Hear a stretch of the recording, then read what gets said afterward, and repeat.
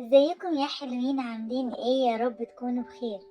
النهاردة هنتكلم مع بعض عن حلقة جميلة جدا، وهي ازاي تحب نفسك زي ما ربنا امرك.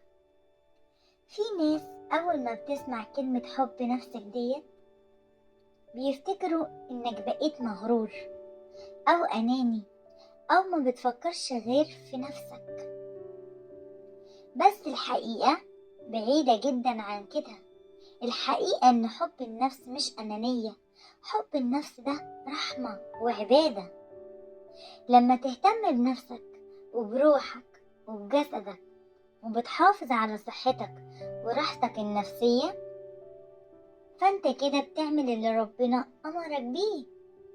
ربنا سبحانه وتعالى قال في كتابه الكريم: ولا تنس نصيبك من الدنيا. يعني خد بالك من نفسك، استمتع بالحلال وعيش بالراحة، وما تنساش ان ليك نصيب في الحياة، مش بس تعب وشغل ومسؤوليات. حب نفسك مش معناه انك تسيب الناس، ولا انك تبعد عن الخير، ولا حتى انك تبطل تساعد.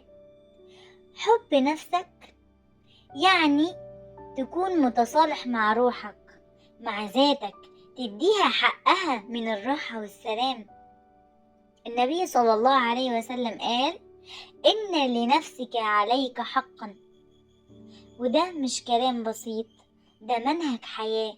يعني لازم تريحها وتطمنها، تسكت شوية لما تتعب، وتقول لنفسك مش لازم أكون أوي طول الوقت.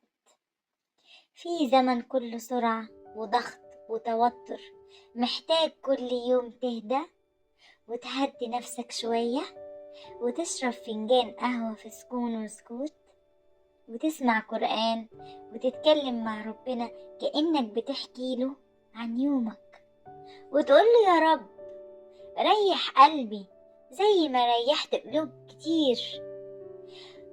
حب نفسك يعني تبقى حنين على روحك زي ما بتكون حنين على الناس.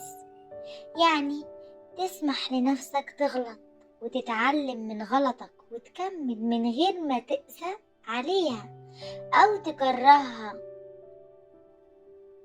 في نفسك.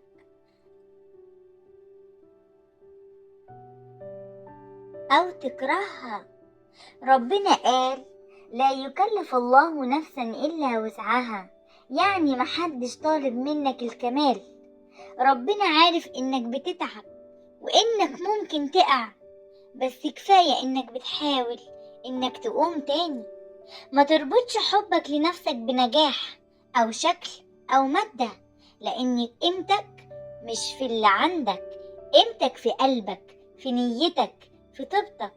لو عندك نية صافية وروح بتحب الخير، فانت غني حتى لو الدنيا مأخرتك شوية.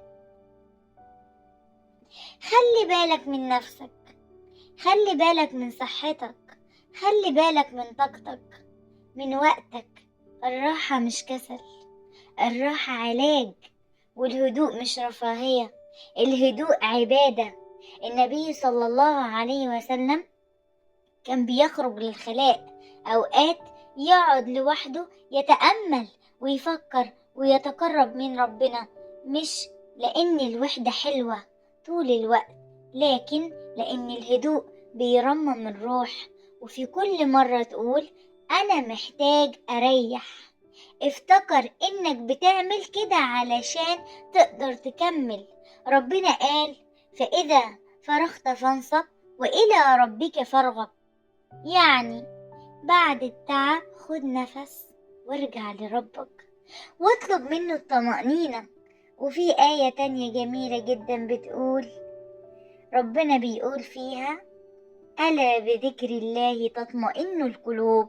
يعني مهما دورت على راحة في الدنيا مش هتلاقيها غير لما قلبك يفتكر ربنا. حب نفسك يعني تكون قريب من ربك، مش بس بالكلام لكن بالأفعال. تصلي وانت فاهم ان الصلاة مش فرض وبس، دي طاقة بتغسل التعب من روحك. حب نفسك يعني ما تسكتش على وجعك، ولا على كلمة كسرتك، ولا على علاقة بتستنزفك وبتستنزف طاقتك. سيب اللي بيأذيك حتى لو بتحبه. اللي يحبك بحق هيريحك مش هيتعبك. فحب نفسك مش رفاهية، ولا حب نفسك رفاهية، لا، حب نفسك واجب وعبادة وطاعة. لما تهتم بيها هتعرف تهتم بغيرك، ولما تريحها هتعرف تدي حب وسلام بصدق. فخد بالك من نفسك يا صاحبي، وكل يوم قول لنفسك كلمة حلوة حتى لو محدش قالها لك. ابتسم وافتكر انك تستحق تكون بخير.